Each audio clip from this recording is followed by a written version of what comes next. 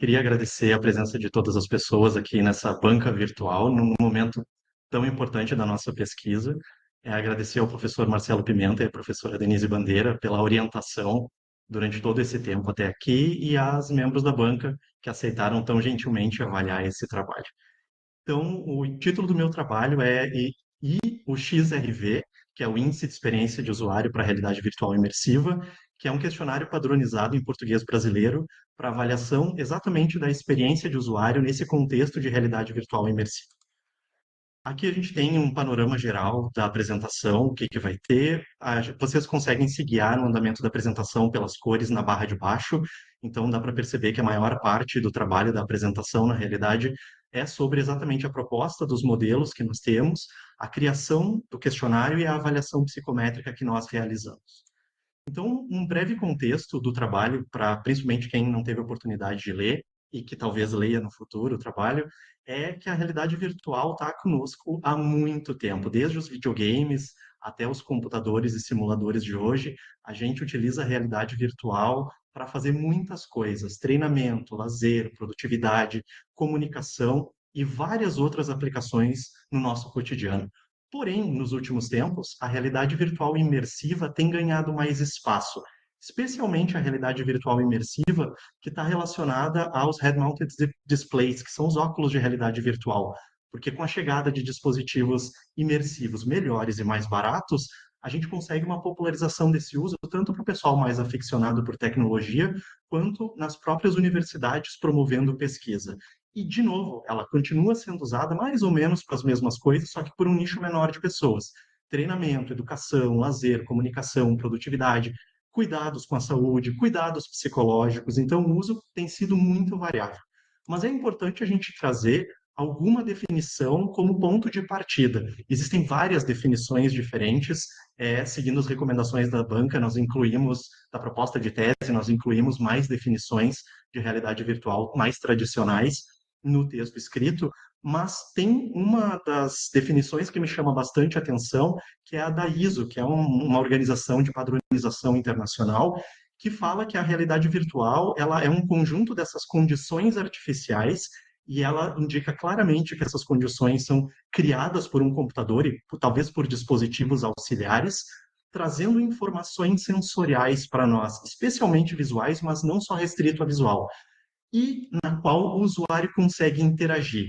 Então, essa condição de condições artificiais nas quais o usuário interage é o que define a realidade virtual e separa de outras experiências, como é o caso, por exemplo, do cinema 3D, que a despeito de ser 3D, não tem a capacidade de interação esperada. Então a gente, pelo menos a maior parte dos autores não considera isso um modelo de realidade virtual no cinema. Agora, um vídeo 3D experimentado dependendo das condições, num head-mounted display, num óculos de realidade virtual, a gente acaba considerando realidade virtual imersiva de fato. O interessante também dessa definição é que ela não especifica tecnologias, então a gente consegue pensar tanto nos óculos de realidade virtual quanto em outras tecnologias não imersivas, como é o caso de um monitor tradicional, ou um videogame, ou um celular, desde que tenha ali um conjunto de informações sensoriais, principalmente visuais, geradas pelo dispositivo computacional, até simuladores de voo, simuladores de autoescola, que se tornaram populares numa época que eram obrigatórios, e as caves, que são grandes projeções em salas que simulam um ambiente virtual. Só que com a chegada desse monte de dispositivo interativo que estão mais disponíveis, com o aumento da quantidade de aplicações de realidade virtual nas lojas, principalmente de jogos, com a intensificação dessas pesquisas em realidade virtual, justamente causadas por essa popularização, a gente tem que entender melhor essa questão de experiência, o que, que o usuário passa em realidade virtual e as consequências disso, é mais frequente a necessidade de avaliar essa experiência. E isso nos leva direto à experiência de usuário. Hoje a definição está longe de ser um consenso, mas é um termo que o Don Norman criou, um dos grandes gurus da área de interação humano-computador e da psicologia também, cunhou esse termo, então popularizou esse termo lá na década de 80.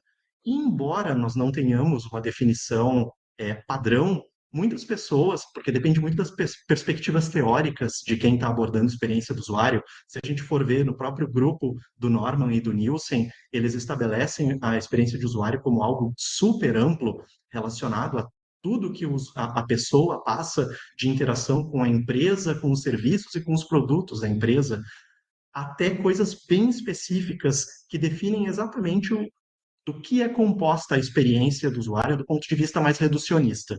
Mas essa definição também da ISO, um pouquinho mais antiga, traz a experiência de usuário com uma definição que costuma ser vista como um mínimo denominador comum para a gente conversar sobre o tema, que seriam todas as percepções e respostas que resultam ou do uso ou até da expectativa de uso com alguma coisa. Então, esse é um ponto de partida e parece ser interessante.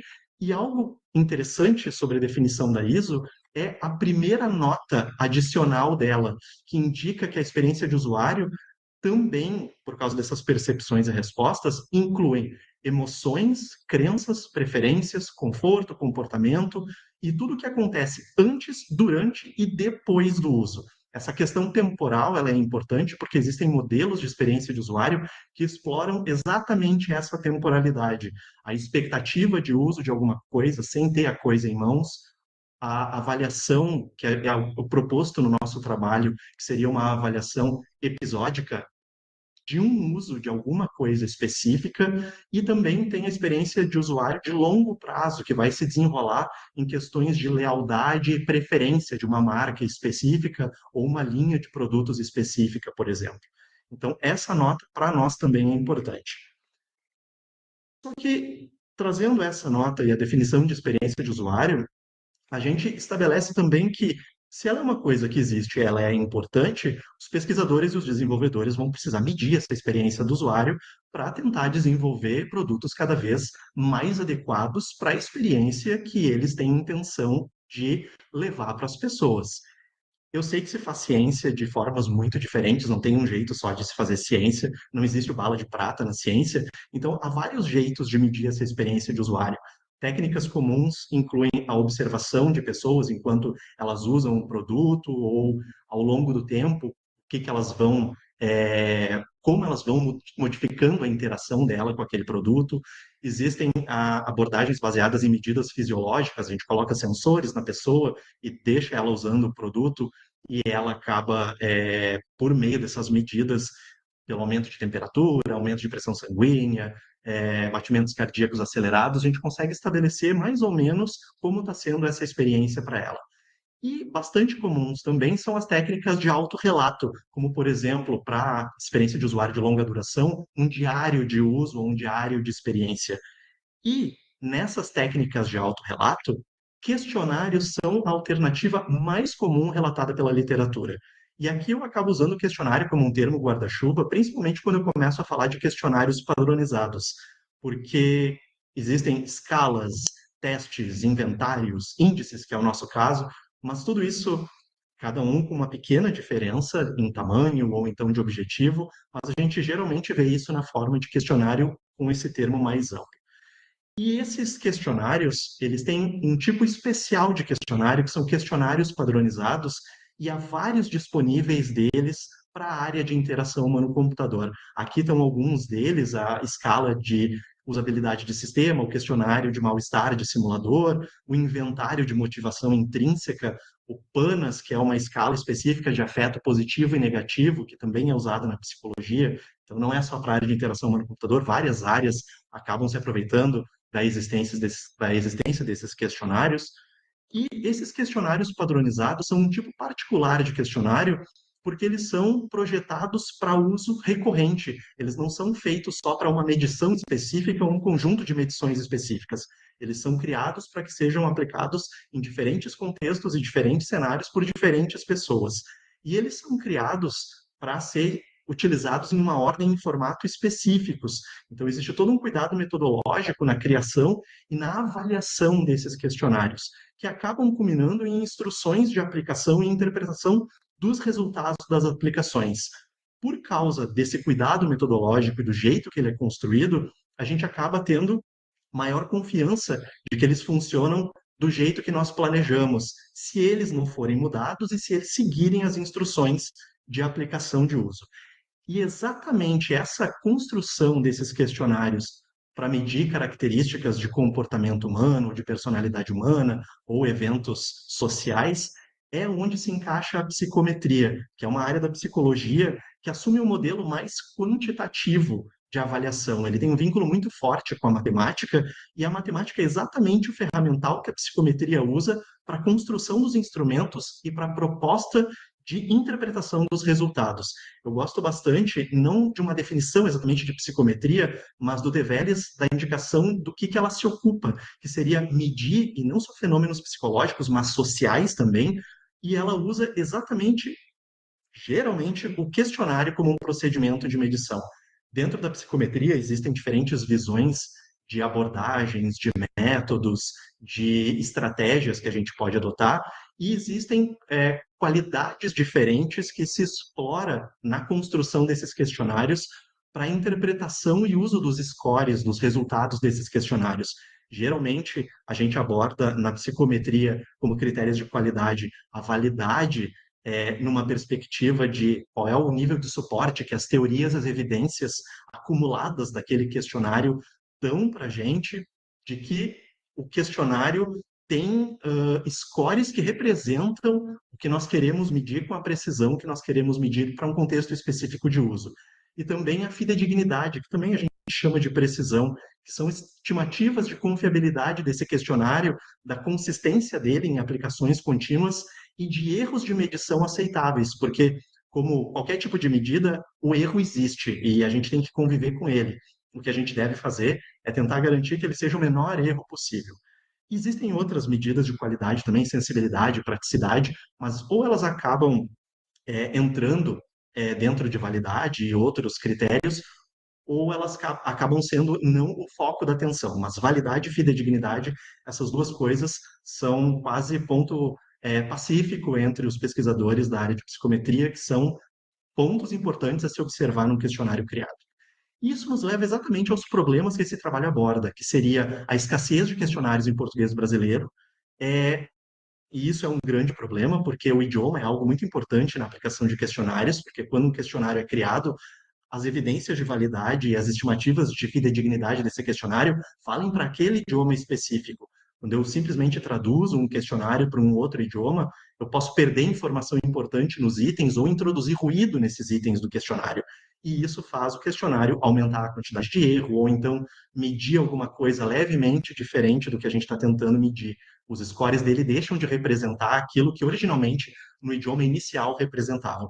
E isso é um problema. Então, existe toda uma estratégia metodológica para traduzir esse questionário, os questionários padronizados, e adaptar eles para um novo contexto cultural e validar de novo esse questionário para garantir que os scores continuam representando o que os scores do original representavam. Então, no Brasil, a gente tem uma escassez desses questionários para medir a experiência de usuário. Além disso, a gente tem uma escassez de questionários no geral para avaliar a experiência de usuário em realidade virtual. E geralmente os pesquisadores acabam adotando uma dentre três estratégias. Ou eles criam um questionário só para medir, para um contexto específico, a experiência de usuário em realidade virtual imersiva, e aí eles pensam nas melhores questões, são super bem intencionados, mas a falta da metodologia dentro da psicometria de criação e validação pode aumentar o erro, traz menos garantias de que aquele questionário funciona do jeito que a gente espera dentro das estimativas de erro que são aceitáveis para nós. Então, isso acaba comprometendo um pouco a generalização dos resultados. Outra alternativa seria pegar um questionário genérico de experiência de usuário, esses existem, não em abundância, mas eles existem, e aplicar eles para a realidade virtual imersiva. O problema é que esses questionários eles são muito genéricos e precisam ser genéricos, é a proposta deles, então eles são independentes de tecnologia e de plataforma, que acaba fazendo com que a aplicação em realidade virtual imersiva possa perder elementos importantes que fazem parte da experiência do usuário nesse cenário de realidade virtual imersiva. Por exemplo, a sensação de presença, que é a pessoa acreditar que ela está lá, mesmo sabendo que ela de verdade não está, o VR sickness, que é aquele mal-estar muito particular e tradicional de uso de realidade virtual imersiva. Então, como isso não foi projetado para esses questionários, a gente perde essas medidas e elas têm algum nível de importância nessa medição. E uma terceira alternativa é pegar vários questionários diferentes para medir as coisas que nos interessam. Um questionário de usabilidade, um questionário de presença, um questionário de VR Sickness e assim por diante, para medir a experiência do usuário geral naquele contexto de uso. O problema é que costuma ser uma dificuldade muito grande a estratégia de combinação dos scores ou dos resultados, se é que o questionário dá um score final, da aplicação desses vários instrumentos. E também gera uma carga cognitiva maior para quem está respondendo, para o participante da pesquisa, porque nesse caso, esses instrumentos, cada um vai usar uma escala diferente, com uma quantidade de pontos diferentes, alguns com pergunta, outros com afirmações, uns vão ter 10 questões, outros vão ter 30 questões, então a gente pode acabar com uma coleção de instrumentos com uma quantidade quase impraticável de questões para serem respondidas. Isso vai cansando a pessoa. Então, das três estratégias que as pessoas usam, cada uma tem um problema, um conjunto de problemas particulares que não tornam a estratégia ótima. E o terceiro problema que nós identificamos é que existem, nas literaturas que descrevem modelos de experiência de usuário, modelos teóricos de experiência de usuário, para o contexto de realidade virtual, inconsistências nesses modelos. Esses são os três principais modelos que foram encontrados durante a realização desse doutorado, que são modelos que têm bases teóricas bastante diferentes. O trabalho do Shin, por exemplo, bem à esquerda, é um modelo teórico que se baseia em teoria de confirmação e também em modelo de aceitação tecnológica, o TAM. A gente percebe ali usabilidade percebida, facilidade de uso percebida, na verdade, e utilidade percebida, que são bem característicos do TAM, para estruturar a experiência dentro de realidade virtual imersiva. Bem à direita, no trabalho do Shen e dos coautores, nós temos uma perspectiva diferente, que tem o flow, que é uma sensação de absorção cognitiva numa tarefa que a gente esquece o mundo, e a gente só tem olhos para aquela atividade que a gente está realizando. O flow geralmente é aquele estado de quase transe que a gente entra quando está assistindo um filme e a gente perde a noção do tempo e do espaço assistindo filme, ou jogando um jogo digital. Flow é algo difícil de definir, tem um livro inteiro de flow falando sobre essa caracterização dela, do flow como experiência humana, mas esse é um outro modelo de framework utilizado para também realidade virtual imersiva. E o modelo da Chatoke, que é uma pesquisadora que contribuiu muito com a área de realidade virtual imersiva no contexto de experiência de usuário, se baseia em múltiplas teorias diferentes para criar um modelo bastante complexo sobre experiência de usuário nesse cenário que nós estamos investigando. E nessas setas em vermelho que estão estabelecidas ali nesses desenhos, a gente percebe que eles são contraditórios, todos eles nesse ponto, que é a relação do flow com a presença, ou a telepresença, como é definido em um dos trabalhos. Num deles, a relação é feita do flow para a presença, ou seja, flow influencia a presença. No outro é o contrário, no trabalho do Shin, um influencia o outro, que influencia o um de volta. Então, essa instabilidade modelo teórico nos fez pensar que pode haver um modelo teórico mais simples e mais facilmente extensível que a gente consiga abordar para avaliar o mínimo. E também a gente percebe que não são todos os modelos que abordam todos os conceitos importantes em realidade virtual, porque lá no primeiro modelo do Shin, por exemplo, a gente não tem VR sickness e não tem emoções. No Dacha Tokei, embora conste ali a usabilidade, no final das contas, no questionário final dela, ela teve que descartar a usabilidade do questionário e fazer por medidas objetivas. Tempo que a pessoa demorou para conseguir terminar uma tarefa, taxa de sucesso, e isso daí escapa do uso do questionário, porque eu vou ter que usar duas coisas diferentes. Então, o grande problema abordado por esse doutorado é avaliar exatamente esses aspectos subjetivos da experiência do usuário no nosso contexto de investigação, nessa situação de escassez de instrumentos aqui no Brasil, disponíveis para os pesquisadores e para os desenvolvedores daqui. O nosso foco foi no Brasil. E a gente pode pensar assim, que é inclusive uma das questões que a professora Tiziane Darim, que foi uma das avaliadoras do projeto de tese desse trabalho que culminou nessa tese, é por que a gente não pega um questionário já existente e traduz ele para o português? Nesse caso, a gente não escolheu os três questionários que existem especificamente para a experiência de usuário em realidade virtual, porque eles têm problemas, ou inconsistência nos modelos, ou uma quantidade muito grande de itens, ou então problemas no processo de validação psicométrica desses questionários. Por isso, a gente acabou propondo a criação de um novo questionário para o contexto brasileiro, baseado num framework específico de experiência de usuário. Então, a gente tem como objetivo criar um questionário padronizado em português brasileiro para avaliação de experiência de usuário em realidade virtual imersiva.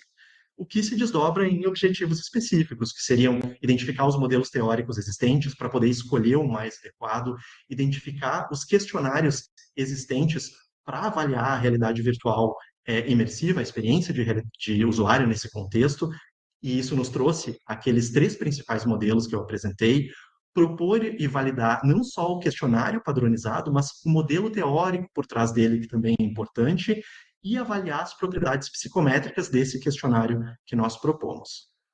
Dos trabalhos relacionados, então, nós fizemos, com base em revisão de literatura, de estudos secundários, como um estudo terciário, nós buscamos revisões e mapeamentos sistemáticos exatamente sobre avaliação de experiência de usuário, para tentar identificar questionários que pudessem colaborar com a criação do nosso questionário proposto. E, além disso, nós fizemos um mapeamento sistemático de questionários específicos para avaliação de experiência de usuário em realidade virtual. Os detalhes desse processo extrapolam o tempo que nós teríamos para apresentar o trabalho, então eles estão disponíveis lá no texto.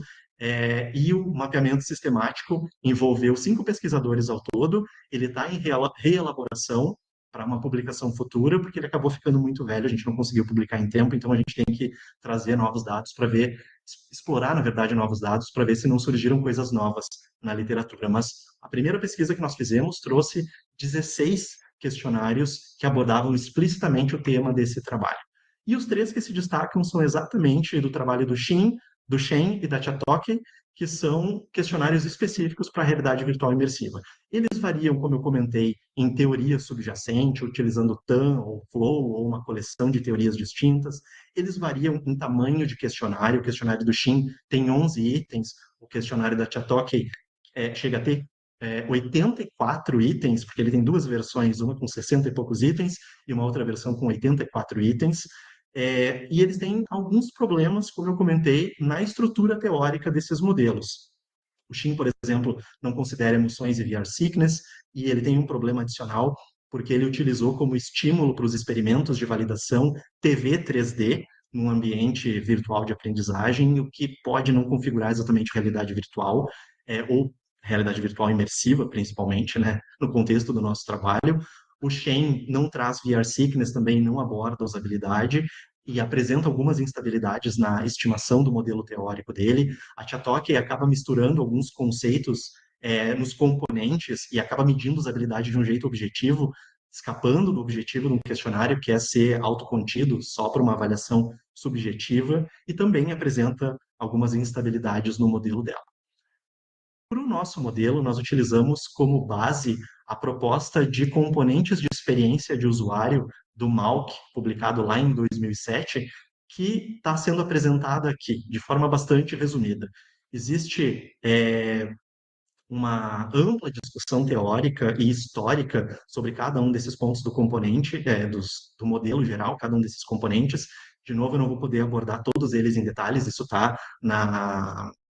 na tese, caso vocês se interessem para dar uma olhada, mas, em geral, o que nós temos é que, a partir de fatores de influência, que seriam o contexto de uso, as experiências prévias da pessoa, porque esses fatores de influência acabam cobrindo tanto aspectos do contexto de uso, quanto do sistema e também dos usuários que estão utilizando. Isso culmina numa interação humana com a tecnologia que acaba afetando percepções de qualidade instrumentais, que estão mais relacionadas a objetivos funcionais, usabilidade, utilidade, e estão muito ligadas também à tarefa que está sendo realizada. Percepções de qualidade não instrumentais, essas extrapolam os objetivos funcionais do produto que está sendo utilizado e acaba indo mais no bem-estar psicológico, no prazer, e está menos ligado à tarefa, acaba cobrindo estética, aspectos simbólicos, aspectos comunicacionais. E essas duas, junto com a interação humano-tecnologia, afetam as reações emocionais dos usuários, que também podem se refletir de muitas formas, tanto como emoções, ou então sentimentos, humores, que são coisas que duram mais. E isso tudo culmina nas consequências da experiência do usuário, que é um julgamento geral, é a lealdade, é a intenção de uso, é a dependência de um produto específico.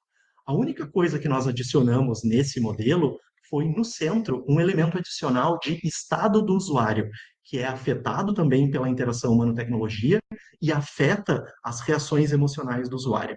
Esse estado do usuário acaba sendo um estado psicológico do ponto de vista de imersão tecnológica e o estado físico também resultante do uso de realidade virtual imersiva, que acaba culminando no que a gente tem como presença e VR sickness.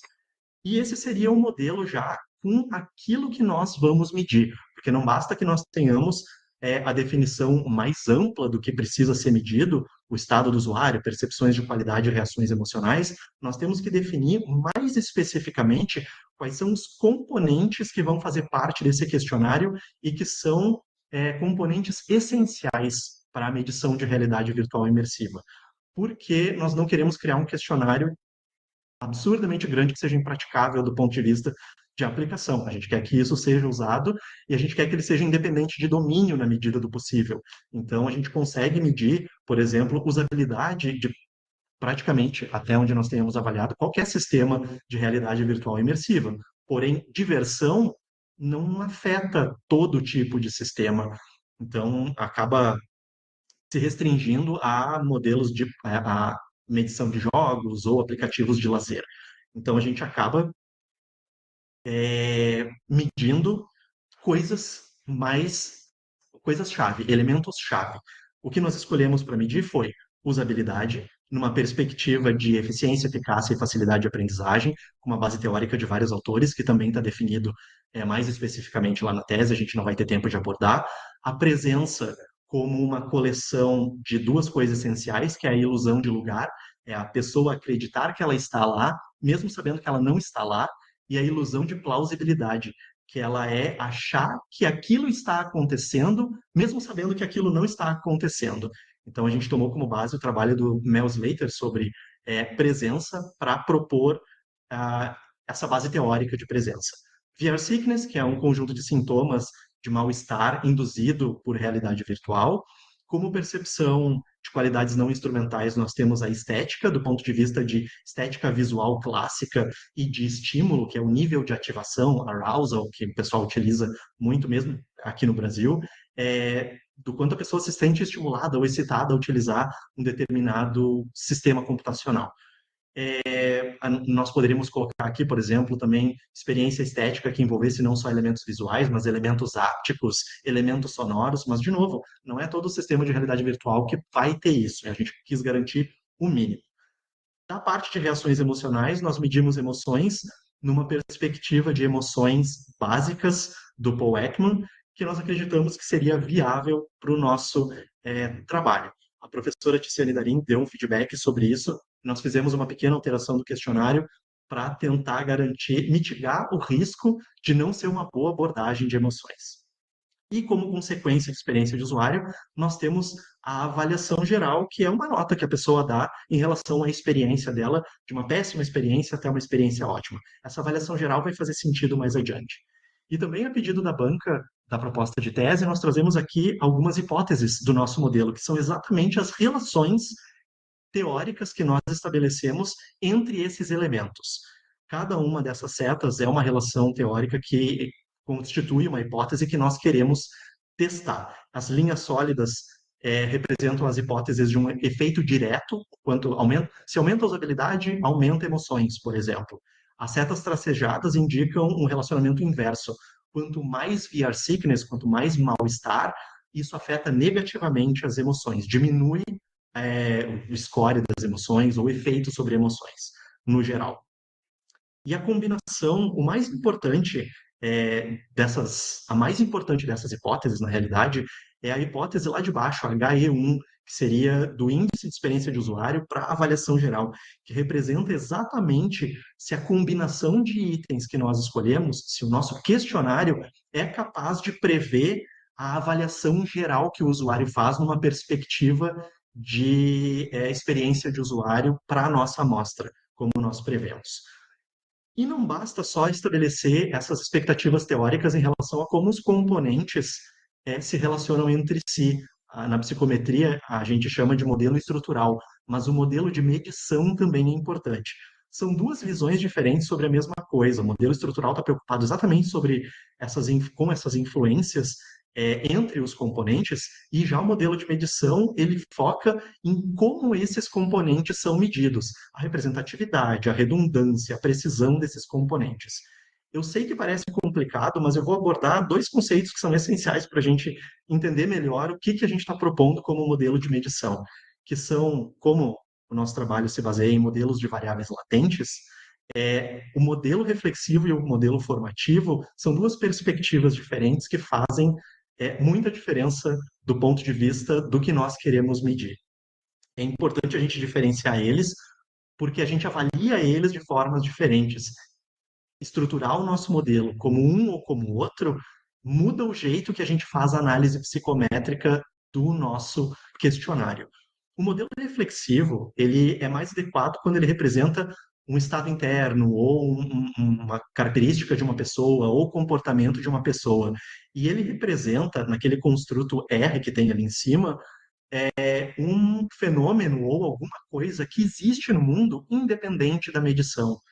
Depressão, diversão, afeto e a qualquer outra coisa que seja um comportamento humano ou uma percepção humana ou alguma característica humana. O importante aqui é que os indicadores, que são aquele X ali que tem embaixo, são os itens do nosso questionário. Nós temos como exemplo ali um questionário falso de diversão em um jogo. Que isso é o que a gente está tentando medir, seria o R, e a gente teria três itens. Eu gostei muito de jogar, eu acho que o jogo é divertido e eu queria passar mais tempo jogando. O importante aqui é que no modelo reflexivo, quanto eu sinto de diversão muda o jeito que eu respondo os itens do questionário, e não o contrário. Por exemplo, quanto mais diversão eu sinto dentro de mim ao jogar um jogo, mais eu tendo a dizer que eu gostei de jogar, mais eu tendo a dizer que o jogo foi divertido, mais eu tendo a dizer que eu queria passar mais tempo jogando.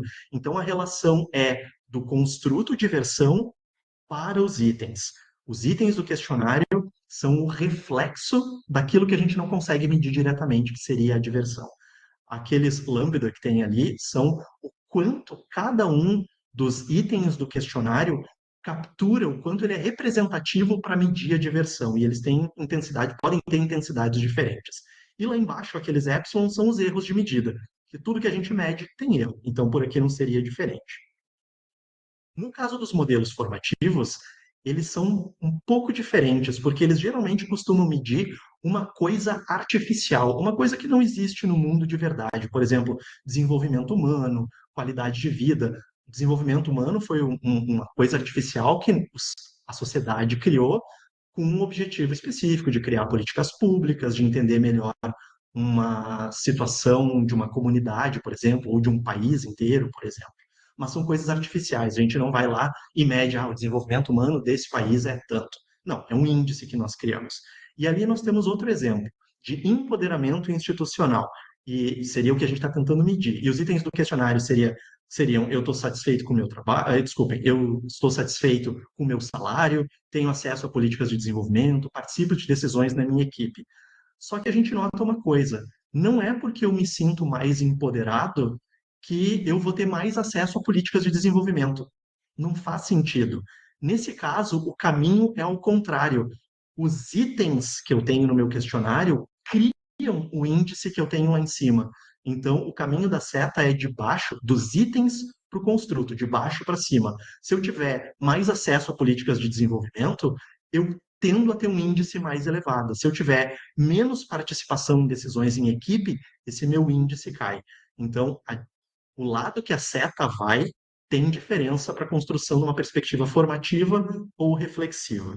Só que, como o mundo de verdade não se comporta de um jeito bonitinho, ou é formativo ou reflexivo, a gente tem modelos mais complexos de ordem mais alta, em que, nesse caso específico desse modelo reflexivo formativo, a gente tem que alguns construtos de ordem mais baixa, o RA, RB, RC, são reflexivos, então eles medem percepções e comportamentos de pessoas de fato, coisas que existem independente do questionário, Mas esses construtos são usados como indicadores para um índice geral, e esse é formativo. E é exatamente essa a proposta do nosso trabalho, uma estrutura de medição em dois níveis, em que a percepção de usabilidade, a percepção das emoções que o usuário está sentindo, a ilusão de presença dele, essas são as coisas que existem como parte do que ele é, ou do que ele sente, ou do que ele percebe, e cada um desses scores, desses componentes de experiência de usuário, formam a experiência de usuário geral. E isso nos leva para as três hipóteses adicionais do nosso questionário, da nossa pesquisa na realidade. Que, embora nós tenhamos abordado usabilidade como numa perspectiva de eficiência, eficácia e facilidade de aprendizagem, esses componentes, subcomponentes, eles estão fortemente relacionados e eles tendem a se agrupar em usabilidade como uma coisa só. A mesma coisa vale para a ilusão de lugar e ilusão de plausibilidade, que vão formar presença, e para a estética visual e estímulo, que vão formar estética. Então, essa também é uma expectativa teórica nossa. O desenvolvimento do nosso questionário passou por definições iniciais e busca por modelos, criação de itens potenciais, escolher os melhores itens para fazer parte do questionário, refinar esse questionário para a gente ter uma versão mais estável e de melhor qualidade, a aplicação dele no experimento principal grande, e aí sim a análise psicométrica para avaliar se os scores desse nosso questionário representam adequadamente aquilo que a gente está tentando medir e se o erro é aceitável dessa medição. Das definições iniciais, eu vou abordar rapidamente a maior parte dessas coisas, porque é muita coisa, está tudo definido certinho no trabalho. O formato dos itens geral é como uma afirmação, que utiliza como faixa de resposta uma estrutura Likert, de discordo totalmente, concordo totalmente, de 7 pontos, enumerada e etiquetada. 7 pontos porque existe evidência em trabalhos relacionados à psicometria e medição, que quanto mais itens na faixa de resposta, existe uma tendência a ter uma estabilidade melhor e indicadores melhores na nossa avaliação do questionário. Então, a gente optou por fazer uma escala um pouco maior. E ela também é etiquetada para a gente conseguir dar uma, uma base para o usuário escolher o que é cada um daqueles números. Existem abordagens diferentes, mas a abordagem rotulada foi o que nós propusemos, até porque foi a abordagem original lá do Likert, em 1932. O uso de diferencial semântico, que seria quando a gente tem dois adjetivos opostos, um do outro, feio e bonito, por exemplo, não se mostrou, aparece em muitos questionários, mas não se mostrou favorável nesse caso, principalmente porque dificulta medir VR sickness, que é aquele enjoo de realidade virtual, mal-estar de realidade virtual, porque é difícil pegar adjetivos bons para definir os sintomas, então não seria legal, e a gente queria tudo no mesmo padrão.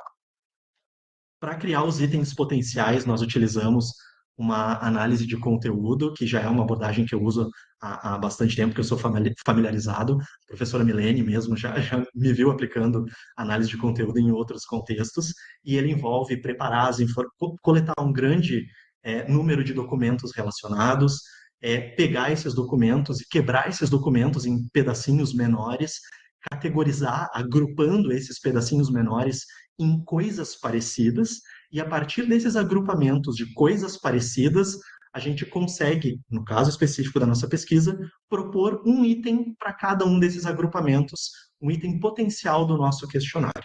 A gente acabou escolhendo 47 questionários como base para fazer análise de conteúdo.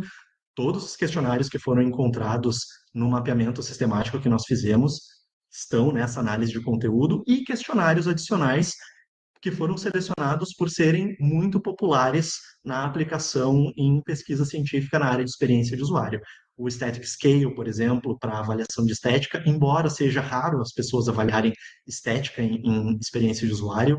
O User Experience Questionnaire, que é um dos questionários genéricos de realidade de experiência de usuário mais utilizados em pesquisa científica. A System Usability Scale, que é a escala de usabilidade de sistema, a SUS, nossa querida SUS, não o SUS, Sistema Único de Saúde, a SUS da área de usabilidade, que também é muito utilizado em pesquisas em IHC.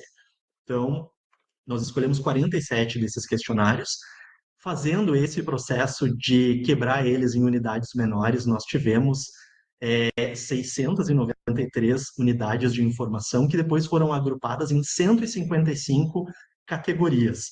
A gente nota ali que tem algumas categorias temáticas riscadas, porque não só esses agrupamentos, 155 agrupamentos foram feitos por similaridade, mas cada um desses agrupamentos, criado por similaridade, foi para dentro de uma categoria temática que representa o componente que nós queríamos avaliar.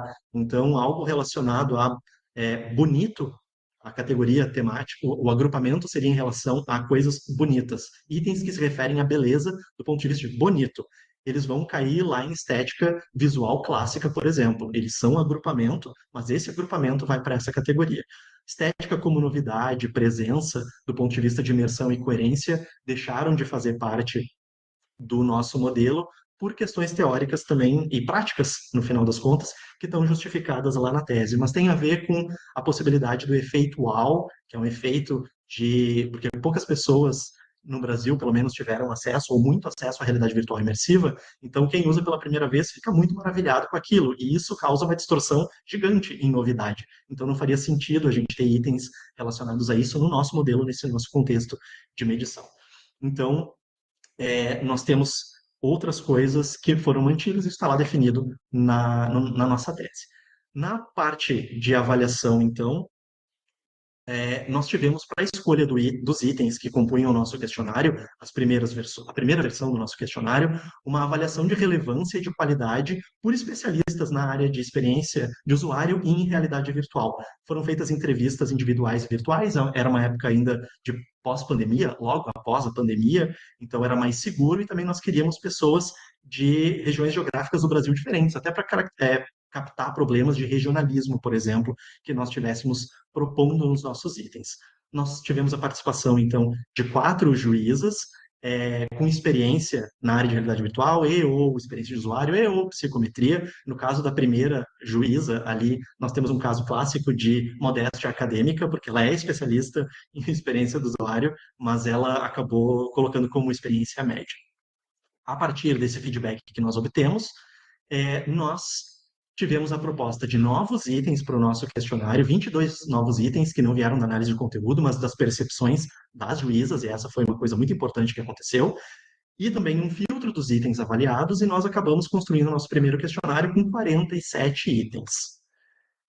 Para esses 47 itens, nós fizemos um estudo piloto para avaliar tanto em forma quanto em conteúdo, o nosso questionário. Geralmente isso acaba acontecendo na forma de um grupo focal, mas, de novo, como a gente estava no período pós-pandemia, não era muito seguro juntar um monte de gente, e para dificultar um pouco mais, para entender algumas perguntas do nosso questionário, a pessoa teria que usar a realidade virtual imersiva para, de fato, entender o que a gente estava tentando medir com aquilo. E como realidade virtual imersiva nem todo mundo usa, muita gente não usa na realidade, a gente acabou tendo que trocar o grupo focal por um estudo piloto.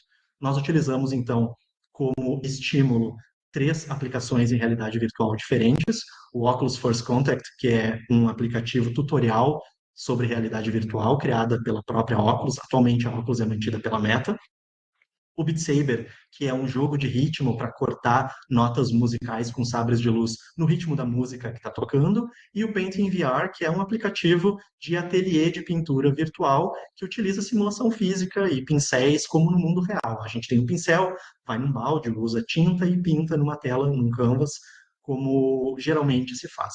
A gente nota que essas 3 aplicações elas estão vinculadas muito a tarefas que não são sérias, não é, por exemplo, uma análise visual, uma análise gráfica visual em realidade virtual, análise de dados em realidade virtual, não é um contexto de treinamento para alguma coisa específica, trocar pneu de carro, por exemplo.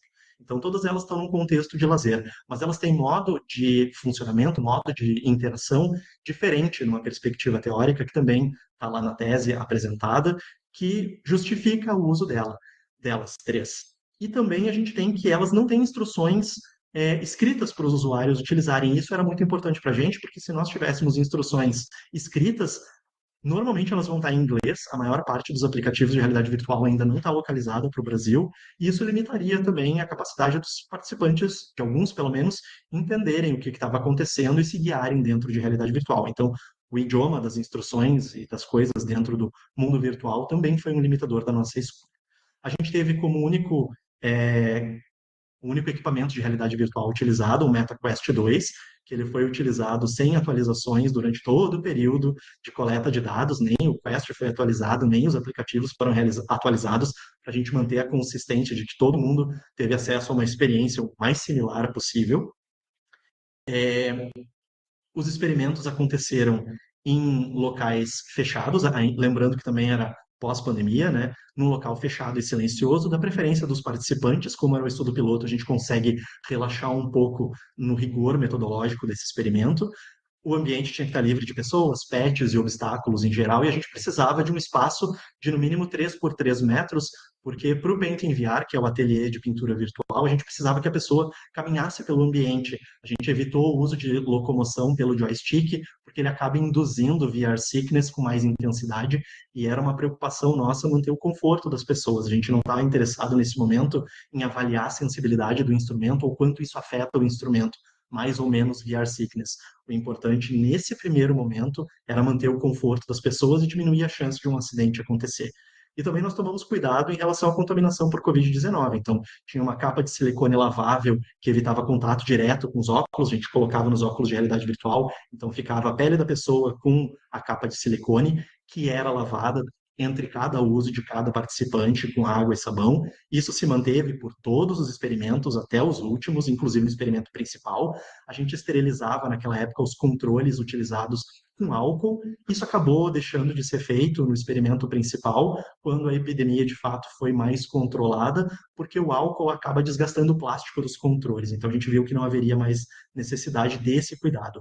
O uso de máscara foi utilizado pelo pesquisador e pelos participantes, se eles quisessem usar, mas o pesquisador sempre usava no experimento piloto, se tornou opcional no experimento principal, de novo, conforme a pandemia diminuiu, a vacinação tomou conta, graças aos céus, e aí diminuiu a chance de contaminação, mas sempre tinha uma máscara disponível, se o participante quisesse, eu poderia usar e tinha máscara para os participantes também.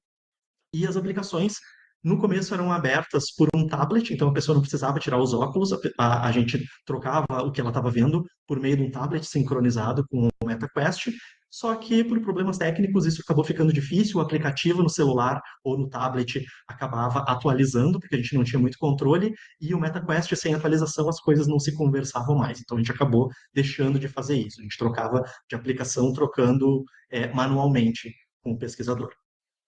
Tivemos 7 participantes, esse é o perfil geral desses participantes.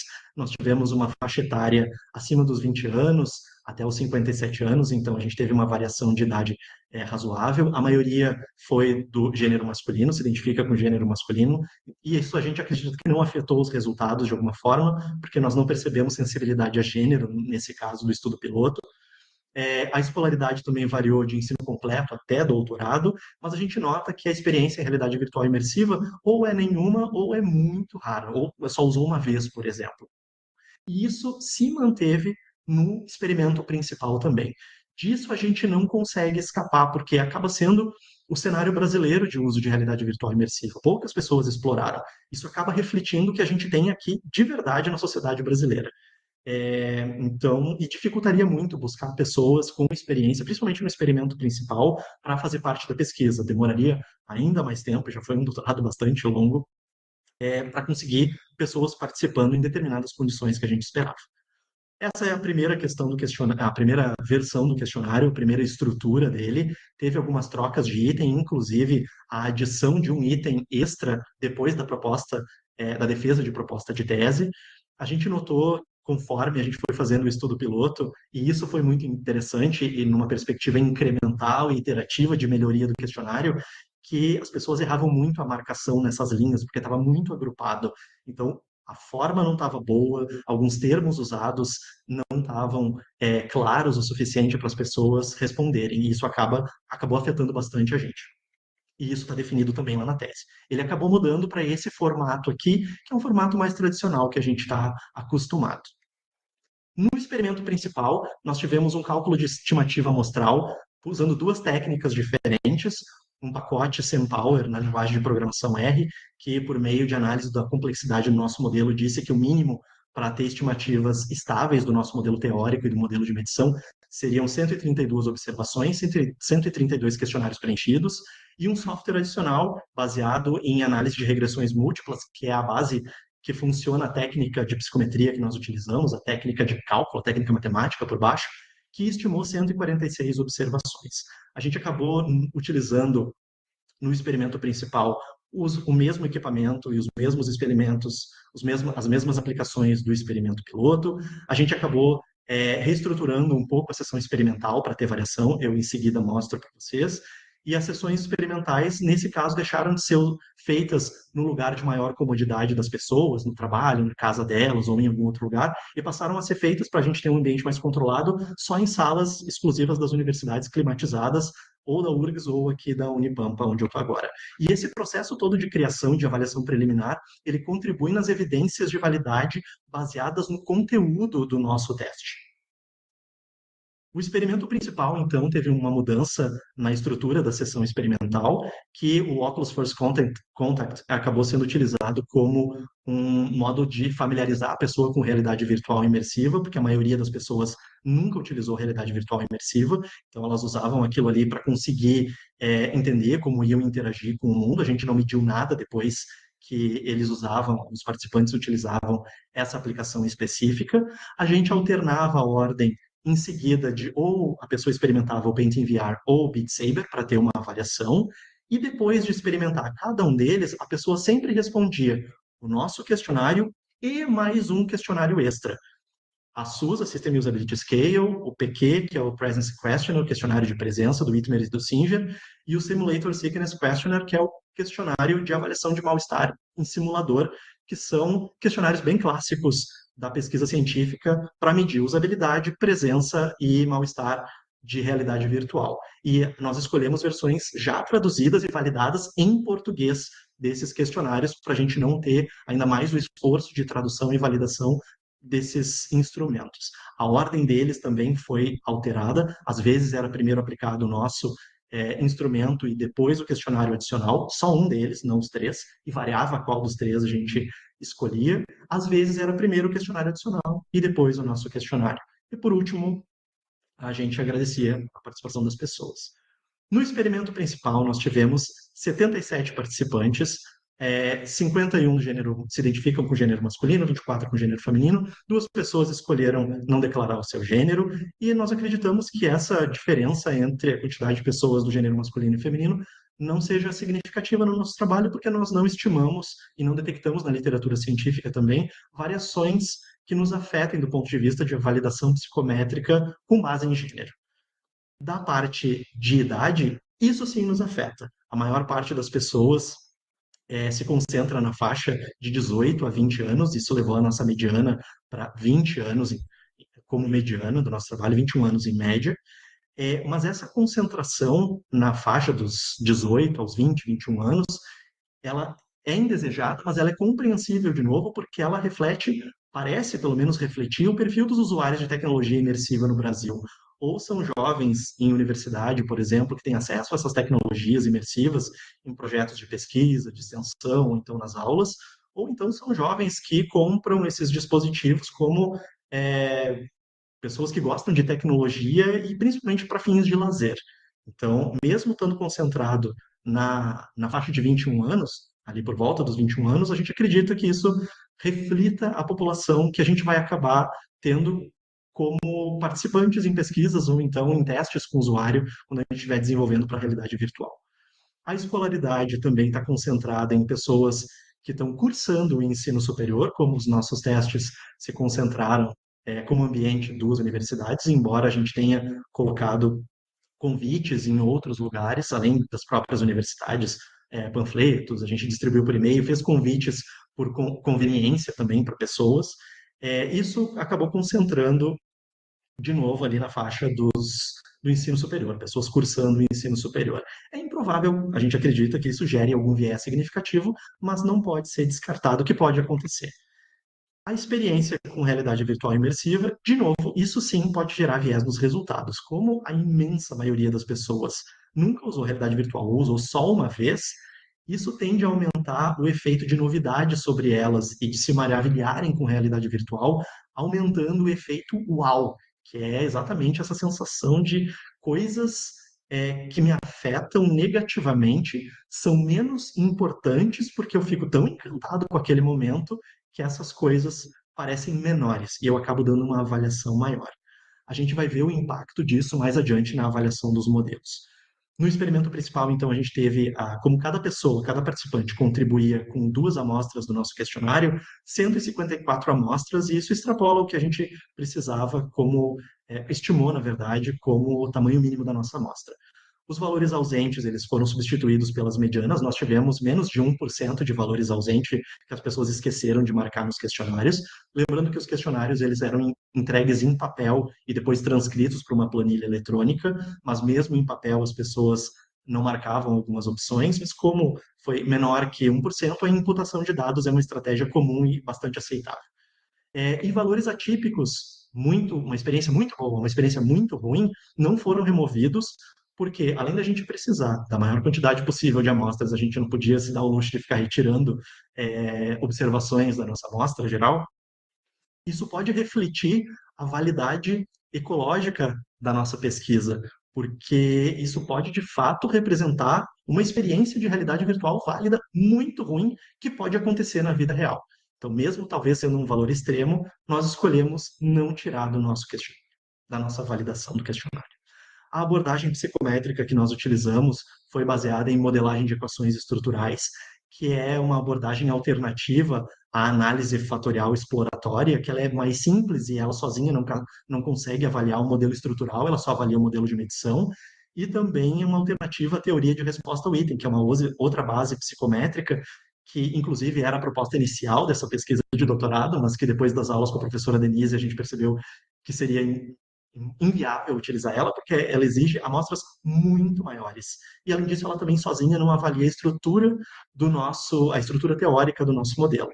Além de usar a modelagem por equações estruturais, foi baseada na técnica de mínimos quadrados parciais, que é uma abordagem alternativa ao que geralmente se usa, que seria uma abordagem baseada em covariância. Isso seria análise fatorial confirmatória, por exemplo.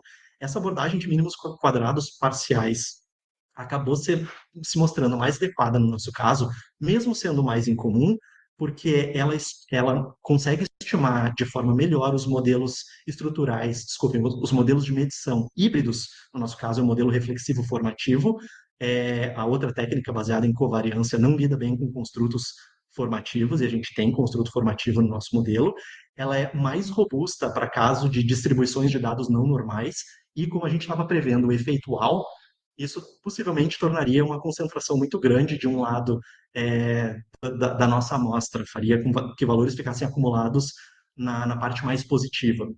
E isso escapa da distribuição normal, então essa técnica também é mais robusta.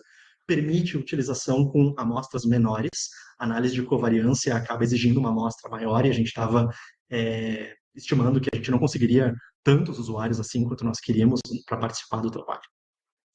E também ela é mais adequada para teorias em desenvolvimento, como é o caso exatamente da proposta de modelo teórico do nosso trabalho.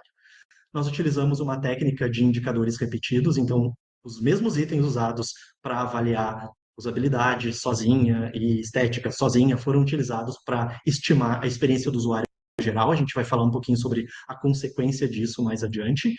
E a gente teve obrigatoriamente a inclusão de um item extra no nosso questionário, que foi uma avaliação geral, que representa aquela avaliação geral de experiência de usuário, que é dar uma nota de 0 a 10, sendo 0 uma experiência péssima e 10 uma experiência ótima, para a gente ter como base para avaliação estatística. Ela foi feita, a análise psicométrica, utilizando a linguagem de programação R, por muitos motivos, porque ela é de graça, porque ela tem uma ampla documentação disponível, porque ela é, se necessário, adaptável, já que ela está aberta nos pacotes que a gente utilizou, e porque, como eu sou da área de computação, eu fico mais familiarizado com programação, então foi simples para a utilização nessa pesquisa. Nós utilizamos 2 pacotes da linguagem de programação R, o Scikit para análise estatística descritiva da amostra que nós tivemos, só para isso, e o pacote Semin-R, que esse sim fez o trabalho pesado com a estimação do modelo estrutural e do modelo teórico do nosso trabalho.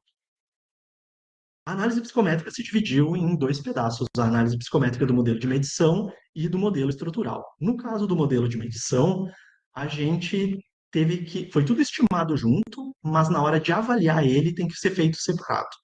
Nesse caso, nós avaliamos para o nosso modelo de medição a parte reflexiva, que é dos subcomponentes que nós temos, a experiência da experiência de usuário, como a eficiência para a usabilidade, a eficácia para a usabilidade, a estética visual clássica como estética geral. A gente acabou utilizando, então, a avaliação da carga dos indicadores, que seria o quanto cada item do nosso questionário, cada pergunta que a gente fez, representa bem aquele componente que ela faz parte. Estimativas gerais de fidedignidade dos componentes, para ver se a quantidade de ruído é aceitável, ruído ou erro é aceitável ou não, ou então a razão heterotraço, ou então não, e também a razão heterotraço monotraço, para verificar a força do pertencimento, que bonito isso, a força do pertencimento dos itens naquele componente que a gente estimou que ela pertence. Então, a gente vai elaborar isso em seguida em mais detalhes. Nessa parte aqui é um pedaço da nossa tabela com as cargas dos indicadores, o quanto cada um dos indicadores contribui para cada uma das dimensões que a gente tem, cada um dos componentes que a gente tem. Então, bem no começo dessa tabela, lá no item, nós temos os itens do questionário, a questão 9, a questão 17, a questão 25. Em seguida, a gente tem ali o componente que a gente esperava que ela caísse, por exemplo, Q9, 17 e os outros deveriam cair em eficiência de usabilidade. E ali nas outras colunas é o quanto ela tem de contribuição em cada um dos componentes do nosso questionário. Então a gente nota ali que o Q9 teve uma contribuição muito baixinha para a VR Sickness, que é um mal-estar de realidade virtual, 0,07. Ela é muito baixa. Essas cargas de indicadores, elas vão de -1, quando é uma contribuição negativa, até +1, que é uma contribuição total. Ela representa exatamente aquilo que a gente está tentando medir. Então, a gente quer valores altos ali, só aonde a gente espera. A gente nota, então, que ali nos itens Q9 e Q17, cai exatamente onde a gente espera. A gente tem uma carga do indicador alto no componente de eficiência. E isso é importante. É como se a gente quisesse estimar, utilizando uma metáfora de esporte, por exemplo, a gente tem como os itens os jogadores e os times, os componentes que a gente está avaliando. Tem o time de eficiência, o time de eficácia, o time de facilidade de aprendizado e assim por diante. O que a gente mede aqui é quanto cada um dos jogadores contribui para um time. E a gente quer que o jogador que a gente previa que tivesse no time de eficiência contribua muito em eficiência e pouco nas outras coisas. E é o que a gente tem aqui nessas duas questões, que a gente percebe que essas duas contribuem muito onde a gente esperava. Só que a gente nota também que elas não contribuem, outras três questões que a gente tem, não contribuem onde elas deveriam estar contribuindo. São jogadores que não contribuem para o seu time, e isso é negativo. E além disso, a gente nota que em volta dela, Q9 e Q17 contribuem de forma não absurda de alta, porque o limite aqui que nós estamos buscando é valores maiores que 0,7, mas que eles contribuem de forma significativa para outros times também. E isso não é legal. A gente esperava que fossem concentradas as cargas só onde nós esperávamos. Ainda nós tivemos as estimativas de fidedignidade. Nós utilizamos dois coeficientes de fidedignidade, o coeficiente alfa de Cronbach e o coeficiente Rho de Dijkstra, e a gente pode pensar neles como uma generalização das correlações entre os itens dentro da componente. Essas estimativas de correlação, esses coeficientes que nós estamos buscando, deveriam estar acima do mínimo desejado, que é 0,7, e deveriam estar abaixo de 0,95. Por quê? De novo, na metáfora de times, isso seria como medir a química entre os jogadores dentro do time. Então, nós queremos que a química dos jogadores dentro do time, que são os itens do questionário, de uma componente específica, estejam acima de 0,7, porque isso indica que os itens em conjunto contribuem bastante para aquele componente que eles estão medindo. A química é boa, abaixo disso é ruim. E a gente não quer que seja demais, acima de 0,95, porque isso demonstraria uma redundância muito grande de itens. Está todo mundo medindo a mesma coisa, eles não estão contribuindo de jeitos diferentes. Por exemplo, num tipo de futebol, todos eles seriam excelentes batedores de pênalti. E não é isso que a gente busca. A gente quer que tenha um bom batedor de pênalti, um batedor de escanteio, um que roube a bola do time adversário, coisa assim. Cada um tem que contribuir para a mesma coisa, mas de jeitos diferentes. E a gente nota que um índice ali não ficou do jeito que a gente espera. A estimativa do alfa de Chroma, ele não é uma boa medida, mas ainda assim ele é interessante para nós. Isso indicaria que ah, tem uma quantidade de erro grande ali que a gente está medindo junto com o que a gente quer medir de verdade. Então, isso está abaixo do mínimo ali no componente de eficácia. Só que mais grave do que isso seria essa outra estimativa, que é a variância média extraída. Essa variância média extraída, ela deveria estar acima de 0,5, e ela é uma ideia de medida conjunta. A gente pode pensar nela como as cargas dos indicadores são a contribuição individual de cada jogador, cada item do questionário, e aqui seria uma contribuição conjunta de todos os jogadores para o seu time. Em geral, a gente pode pensar nessa variância média extraída respondendo a pergunta assim: em média, quanto que o desempenho de um jogador é por ele pertencer àquele time e não pelos próprios talentos dele. A gente quer que ele contribua, que o desempenho dele seja porque ele está no time e não porque ele joga bem sozinho, porque esse joga bem sozinho seria o erro. A gente não quer erros grandes. E a gente tem um valor de variância média explicada menor do que 0,5, indica que a gente está medindo mais erro do que variância explicada pelo nosso questionário. Essa é uma medida coletiva.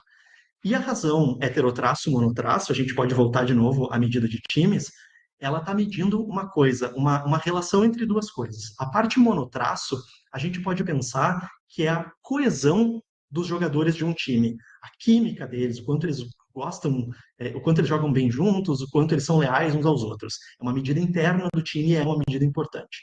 A parte heterotraço da razão, heterotraço-monotraço, seria a amizade com jogadores de outros times.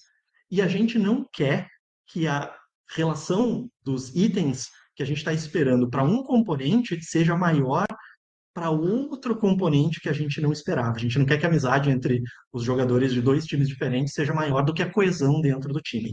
É isso que a razão heterotraço monotraço mede. E esses valores eles têm que ser inferiores a 0,9. E a gente nota aqui de cara três problemas, quatro problemas na realidade, que nem são de verdade problemas, porque já eram esperados. A gente nota que existe uma correlação muito forte entre facilidade de aprendizado e eficiência, entre eficiência e eficácia. Mas está tudo dentro de usabilidade, a gente já esperava que isso fosse acontecer. Ilusão de lugar e ilusão de plausibilidade também, é tudo presença. Tá ok pelo nosso expectativa de modelo. É, estética visual e estímulo também estão avaliando estética. Se esperava que fosse um valor alto, mas o que nós não esperávamos é que estética tivesse avaliando coisas muito parecidas de emoções. E isso exige uma explicação um pouco melhor que vai aparecer adiante. Mas a gente pode pensar que estética e emoções elas estão fortemente relacionadas. A gente pensa que quando a gente tem uma experiência estética muito intensa, a gente acaba gerando ou modificando as nossas emoções. Eu assisto um filme, eu choro. Eu escuto uma música, eu fico encantado e saio sorrindo. Eu vejo uma pintura, contemplo uma pintura muito chocante, e aquilo me surpreende, me dá medo. Então, essas coisas andam juntas, embora elas meçam coisas diferentes. O que que isso resultou? Que a gente agrupou os subcomponentes de usabilidade, presença estética, então usabilidade juntou tudo junto, eficiência, eficácia e a facilidade de aprendizagem, a presença, a ilusão de lugar e a ilusão de plausibilidade também juntou, e estética visual e estímulo também juntou. Nós removemos os itens com pouca contribuição e a gente priorizou e escolheu os itens com as cargas mais elevadas para compor a versão final do nosso questionário. Fica muito longo eu mostrar isso em detalhes, isso está definido lá na tese, e eu vou passar rapidamente por aquilo que virou a nossa nova estrutura. Então, nós temos, em vez de 9 fatores, 9 componentes, só 5 componentes, cada um com 5 itens. Equilibrar esses itens é importante para a técnica que nós utilizamos de indicadores repetidos. Nós notamos, por exemplo, que para usabilidade, as cargas dos indicadores estão caindo só em usabilidade, de forma muito consistente, e não estamos tendo aqueles indícios de cargas cruzadas que são fortes nos outros componentes do questionário, por exemplo, VR Sickness ou presença. Elas se mantiveram dentro de um limite aceitável. Na parte de estimativas de fidedignidade, a gente tem também todos os indicadores aceitáveis.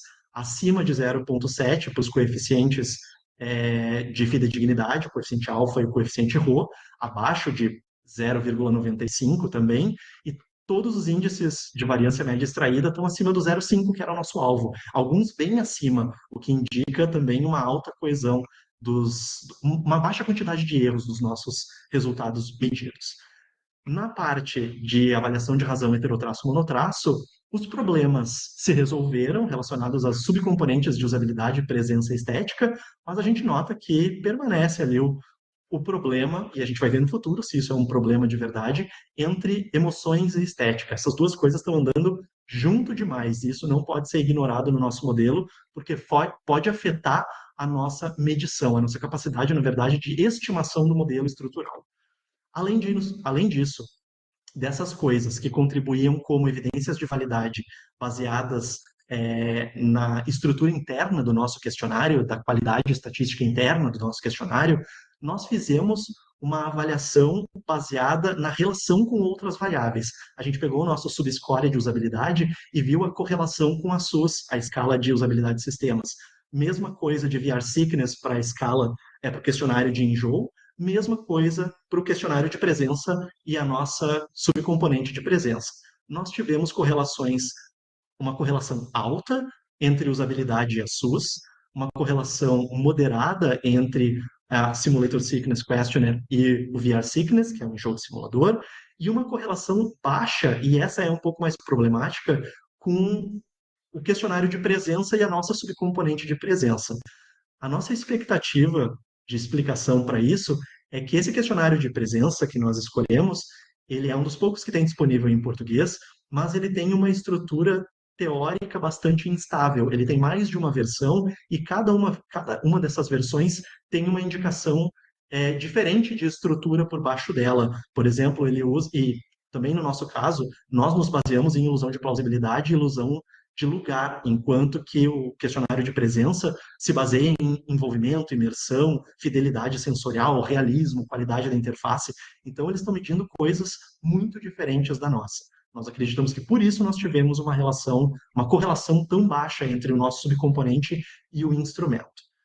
Terminada a avaliação dessa parte formativa do nosso questionário, a gente vai para da parte reflexiva, na verdade, a gente vai para a avaliação da parte formativa, que daí é, de fato, usar os subscores dos nossos componentes, usabilidade, VR Sickness, emoções, presença e estética, para compor a experiência de usuário. E nesse caso, nós utilizamos uma estratégia diferente, por isso que valia a pena a gente diferenciar modelos formativos e reflexivos. Nós utilizamos os pesos dos indicadores, que nesse caso foram estimados a partir do modelo estrutural, e isso representa o quanto usabilidade contribui para criar a experiência do usuário, quanto VR Sickness contribui para criar a experiência de usuário, e assim por diante. Nós fizemos uma análise de redundância para ver se o que nós estamos medindo como experiência de usuário tem relação com aquele item extra que nós tivemos de avaliação de experiência geral, com uma nota de 0 a 10, e nós fizemos uma análise muito preliminar de colinearidade, que seria verificar se a gente não está medindo a mesma coisa nos nossos construtos, nos nossos componentes na realidade. Porque para a avaliação da parte formativa, nós não queremos redundância de medição. VR Sickness tem que estar medindo uma coisa, usabilidade tem que estar medindo outra, presença outra, e assim por diante. Nesse caso dos modelos formativos, a redundância não é bem-vinda. Via de regra, os pesos deveriam ser avaliados do ponto de vista de significância estatística, utilizando bootstrapping, que foi uma técnica que nós utilizamos de avaliação para verificar os intervalos de confiança, para verificar se aquilo é significativamente, é, estatisticamente significativo, no caso das nossas medições. Mas como, pela técnica de indicadores repetidos, nós tivemos que estimar esses pesos a partir do modelo estrutural, a gente não teve essa indicação de significância estatística medida. Então, essa é uma estimativa sem estabelecer a significância, que é aceitável. E o que a gente nota aqui é que a contribuição de VR Sickness parece bastante modesta, modesta demais. VR Sickness, não, essas contribuições têm que ser maiores do que 0,1 ou menores do que 0,1. Cargas, pesos positivos indicam que contribui positivamente para a experiência do usuário e um peso negativo indica que contribui invertido, contribui negativamente. Isso daqui a gente avalia, então, que talvez seja um problema. A gente não sabe o quanto isso, de fato, contribui para a criação de experiência de usuário, mas a gente precisa que a gente meça essa experiência do usuário geral. Essa é a análise de redundância. A gente tem aqui, então, uma avaliação por meio do índice geral, que é o score final do nosso instrumento, e uma avaliação geral, que é aquele item adicional que nós temos, que é o item 49, de uma nota de 0 a 10, e nós temos aqui, então, um coeficiente de caminho que deveria ser maior que 0,75 para o que nós tínhamos como expectativa. Então, ele é um índice que nos favorece.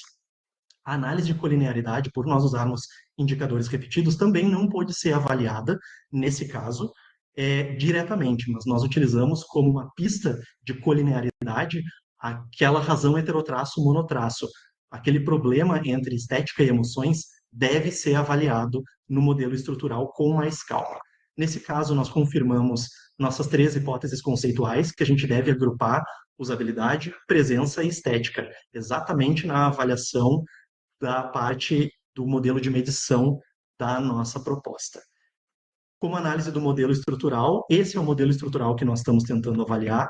A gente utilizou, então, análise de colinearidade, que seria verificar se as coisas estão medindo coisas diferentes, se os nossos componentes medem coisas diferentes, os coeficientes de caminho, que é a força da relação entre esses componentes, e o poder de explicação, que é o quão bem o nosso modelo consegue prever os scores dentro da nossa amostra, os scores de experiência de usuário.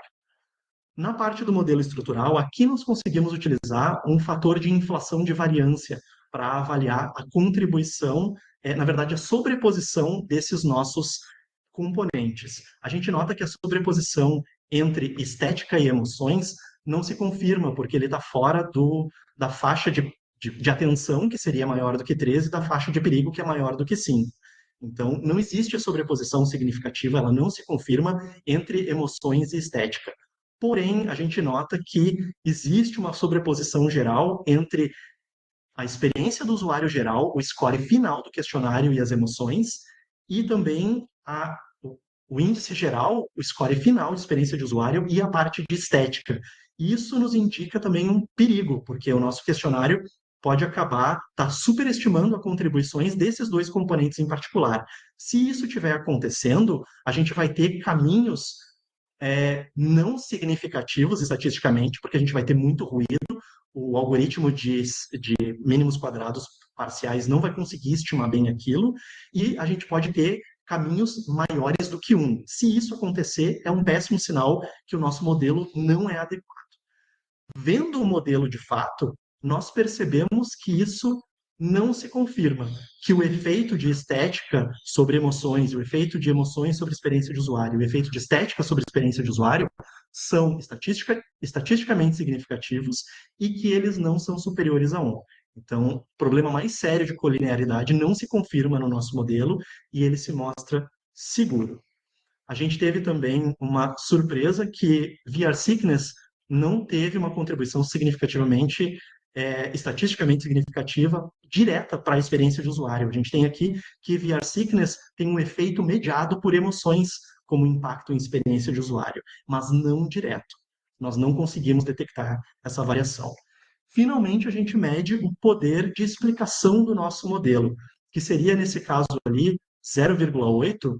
No caso de emoções, a gente tem acima de 0,75 um poder de explicação substancial, um poder de explicação forte. Nesse caso de emoções, a gente sabe que usabilidade, VR Sickness, estética e presença juntas conseguem prever os scores de emoções dos usuários com 80% de precisão. Não é bem isso, mas a gente tenta generalizar assim.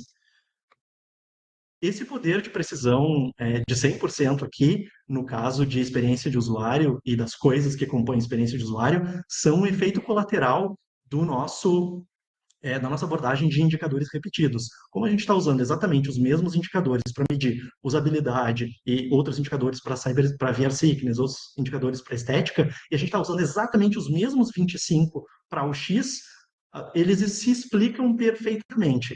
Por isso a gente tem essa anomalia, mas isso também já era esperado de não ser possível avaliar. Porém, esse último índice ele é importante. Aquele poder de explicação lá no final dá a ideia que o nosso questionário é capaz de prever dentro da nossa amostra com uma precisão moderada a avaliação geral dos usuários sobre experiência de usuário.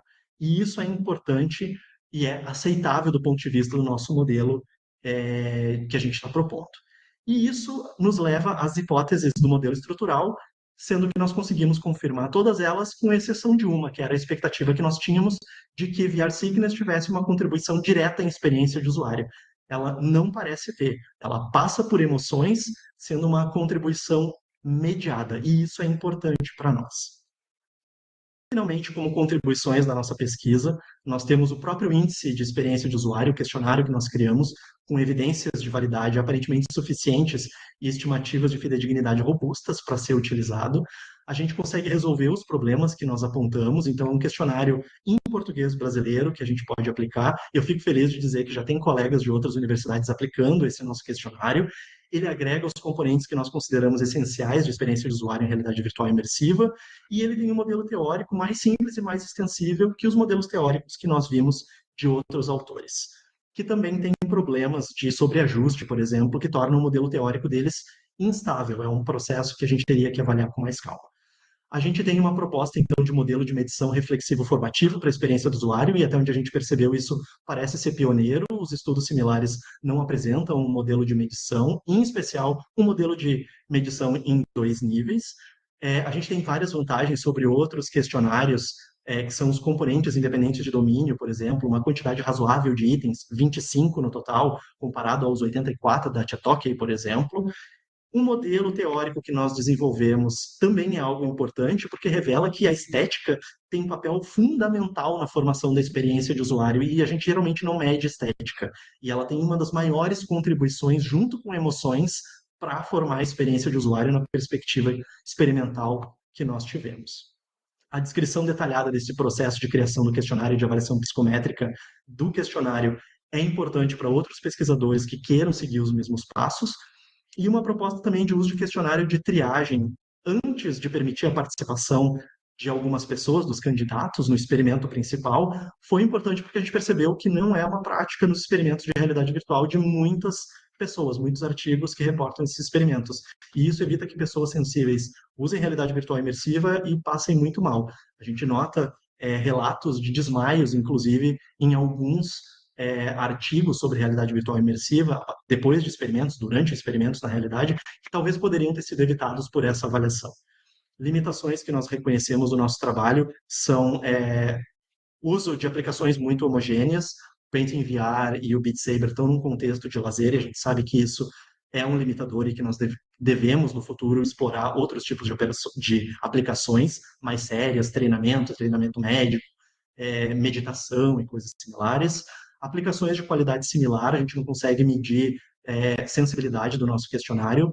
A gente avaliou que o Beat Saber e o Paint VR têm scores de experiência de usuário muito similares, então a gente não consegue notar diferença, a gente teria que ter outro tipo de experimento para avaliar a sensibilidade do instrumento. O perfil homogêneo de participantes certamente deve ter afetado a nossa pesquisa, mas isso foi limitado pelo tempo do nosso trabalho, e experiências futuras também tendem a abordar isso. Nós tivemos evidências claras do efeito wow, porque as pessoas não tinham experiência com realidade virtual, então elas acabavam se deslumbrando com tecnologia, e isso acabou gerando uma experiência de usuário com índices muito elevados, que podem ter trazido distorções no nosso modelo, que a gente só vai entender a partir de aplicações futuras com pessoas que têm mais experiência com realidade virtual imersiva. Usar só um dispositivo de realidade virtual imersiva e só com joysticks também é um limitador. Nós poderíamos ter explorado rastreamento de mãos, que está embutido na maior parte dos dispositivos de realidade virtual imersiva hoje em dia. E também lembrar que o processo de aumento de confiança que os scores do nosso instrumento estão representando adequadamente o que a gente quer medir com a precisão que a gente quer, é um processo contínuo de coleta de novas evidências, de realização de novos experimentos. Como trabalhos futuros, a gente pretende trabalhar na avaliação da invariância da medida, que seria uma avaliação para ver se, sobre diferentes condições de participantes ou de aplicações ou de dispositivos diferentes, o nosso modelo de questionário, o nosso modelo estrutural se mantém o mesmo. Fazer uma análise do poder de predição que extrapole a amostra que nós temos, que é uma etapa estatística adicional, a expansão de componentes e do próprio modelo para outros domínios de realidade virtual. Se eu quiser colocar flow, por exemplo, para pegar jogos, ou se eu quiser utilidade ou esforço, se for importante, por uma aplicação de treinamento. Isso também experimentos futuros pretendem abordar. Comparar com outras propostas de modelo estrutural, alterar o nosso modelo colocando VR Sickness não como um componente isolado lá, mas como um moderador entre dos efeitos dos outros componentes sobre VR Sickness. Talvez o papel de VR Sickness não seja aquele do nosso modelo, embora ele seja coerente, talvez tenha um papel mais adequado para ele. Verificar a correlação de estética e emoções com outros instrumentos que nós não tínhamos em português, ampliação dos instrumentos, dos experimentos de modo geral, para contemplar mais coisas diferentes, mais condições diferentes. Como considerações finais, em uma perspectiva de ciência aberta, todos os dados e os scripts utilizados nessa pesquisa estão disponíveis para download, então quem quiser replicar o experimento pode pegar os dados, o experimento está bem definido, mas quem quiser replicar a análise, pega os dados, pega os scripts e roda de novo, deveria ter os mesmos resultados, e as principais publicações científicas também são abertas, que resultaram dessa tese. Todos os documentos vão ser mantidos por mim, pelo prazo do Comitê de Ética em Pesquisa, e foram mais de 150 horas em sessões experimentais. E eu fiz todas as sessões experimentais para evitar ruído. As publicações que nós tivemos no período, as principais, incluíram os workshops do IHC e do SVR, de realidade virtual, para workshops de teses e dissertações, para a gente ter feedback dos pesquisadores da área. Nós tivemos uma publicação já nesse ano, num periódico internacional, Frontiers em Realidade Virtual, e nós tivemos um artigo aceito no IHC desse ano, também com o resultado final da tese. O questionário, o mapeamento de questionários que estava sendo desenvolvido acabou ficando muito velho e está sendo reelaborado para ser apresentado em seguida, submetido para um periódico ou para uma conferência. Agradeço e acredito que era isso.